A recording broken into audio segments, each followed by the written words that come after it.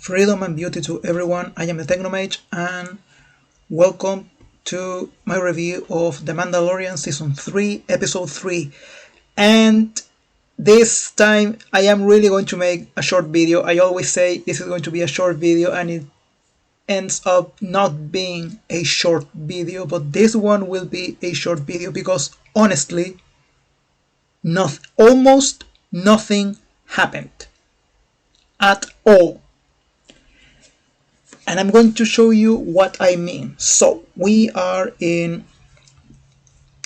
left our heroes after Din Djarin bathed on the living waters of Mandalore, and Bo-Katan saved him, and she found that there was a living mythosaur in there. I am redeemed. I witnessed it. You bathed in the living water. So they leave and they go back to Bo-Katan's planet, and Up on us fast. It looks like a squadron of TIE interceptors. we have an actually pretty wicked dogfight in Kalavada. But they destroyed Bo-Katan's castle, so they have to leave the planet. And now we leave our heroes and we go to a story that occupies most of the episode. And this episode was long. It was almost a whole hour long. And most of it, let's say 85-90% of the episode was wasted, in my opinion, on this. Now the New Republic has given us. I believe the pursuit of knowledge is the most noble thing someone can do.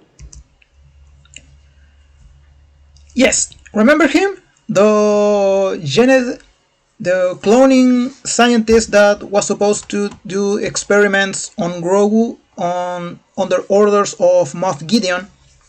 Well, he has receiving a pardon from the New Republic in something called the Amnesty Program.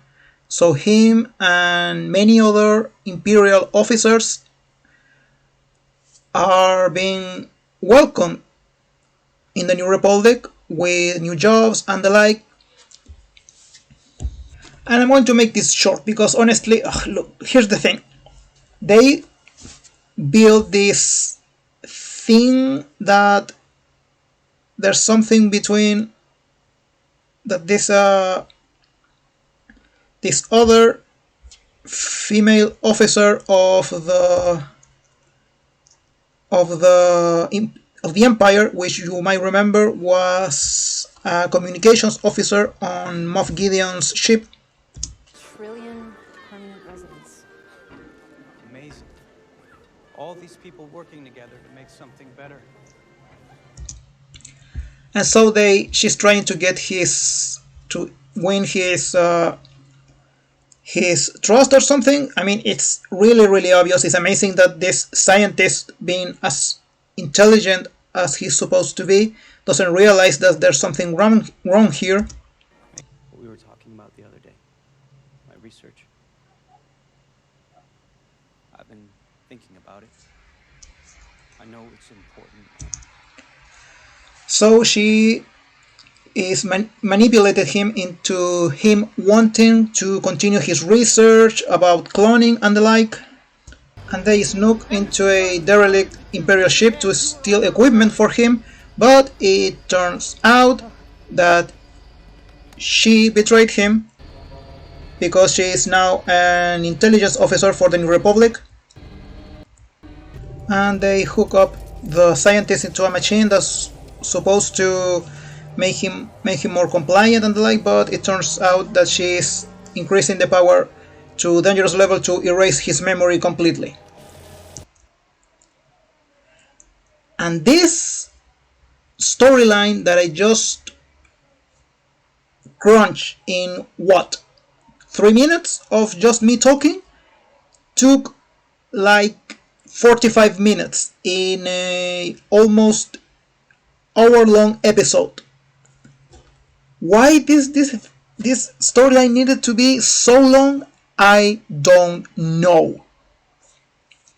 And even though it was so long, it feels rushed because they showed in a very quick succession of days how the scientist is growing restless because he can't continue with his research and he thinks his new job in the New Republic is meaningless, and this communications officer is manipulating him and feeding his insecurities, and he finally falls for it. And this process that was supposed to take a long while, they themselves crunched it into just 45 minutes. And this would have been much better if they showed it piece by piece in many different episodes. Honestly, I hope this actually pays off in the end, because if it doesn't, it was just a dumb, very, really dumb decision and a waste of time. So back with Djarin and Bo-Katan, Din Djarin takes her to the covert, the place where the Mandalorians, his tribe, is hiding, so he can show his proof that he bathed on the living waters and he's redeemed.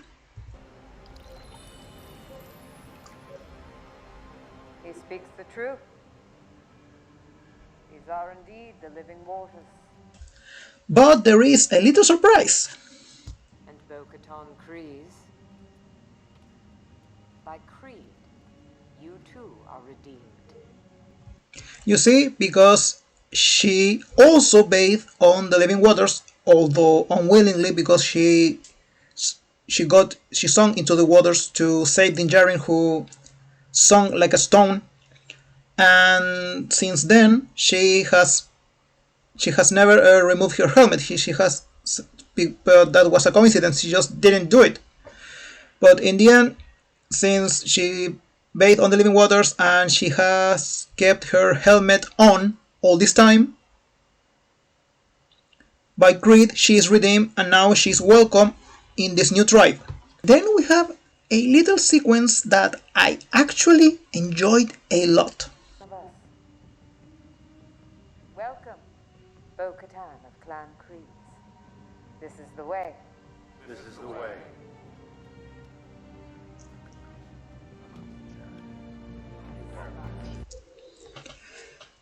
Now that Din Djarin has earned his redemption and Bo-Katan Kryze has been anointed a member of the tribe, they are readily welcomed by the other Mandalorians because this is the way.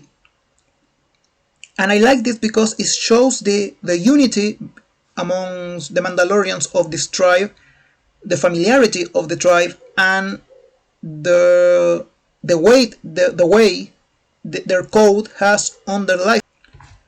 And that's the end of the episode. And I am worried because for one part, as I said, we wasted this episode with the scientist storyline. I mean, I really hope this pays off next week or somehow for this female communication officer just like trying to earn the trust of the New Republic. I mean, she betrayed the scientist and now she cooked his brain. He's probably going to become a catatonic vegetal something. And on the other hand, I have the feeling that Bo-Katan Kryze is going to become the protagonist of this season, because she's the one who wants to lead the Mandalorians. Din Djarin, who is the current wielder of the Darksaber, doesn't want to lead the Mandalorians. She's the one who saved Din Djarin because Din Djarin very foolishly was captured by that cyborg on last week's episode, and she's the one who saved him, and saved him wielding the dark saber with a lot of skill, with much more skill than Din Djarin himself. And then she had to save him again by getting him out of the living waters, and she's the one who discovered that there is a living mythosaur on Mandalore, and now she's redeemed and welcome into the tribe. So now she's a Mandalorian, a full-fledged Mandalorian, and traditional Mandalorian, and now she might be the one who leads the Mandalorian into a new era, not Din Djarin. Because honestly, this episode wasn't at all about Din Djarin. He wasn't the protagonist at all. Even in previous episode, when he was in last week's episode, when he was supposed to be the main character exploring Mandalore, he was relegated to a second place by Grogu and Bo-Katan, because they both had to save him. So I'm getting worried that Bo-Katan Kryze is going to be the protagonist of season 3, because this story so far is taking steps to putting her in the right position for her to become the leader of the Mandalorians. And honestly, I don't mind that Bo-Katan Kryze becomes the leader of the Mandalorians, because she wants to, she has the will to do so. Din Djarin doesn't, and he doesn't have the time. He has to raise Grogu and train him and educate him as a Mandalorian. But the point is, they are doing it by lowering Din Djarin, because in last episode he was a moron. He fell for a obvious trap. I mean, he lowered his guard like a bloody wanker, and then he had to be rescued again and again and again by other characters. Now, is Din Djarin going to be of any use next episode? We will see. This is the Technomage signing off. Thank you for watching. I will see you all in the next video. Goodbye.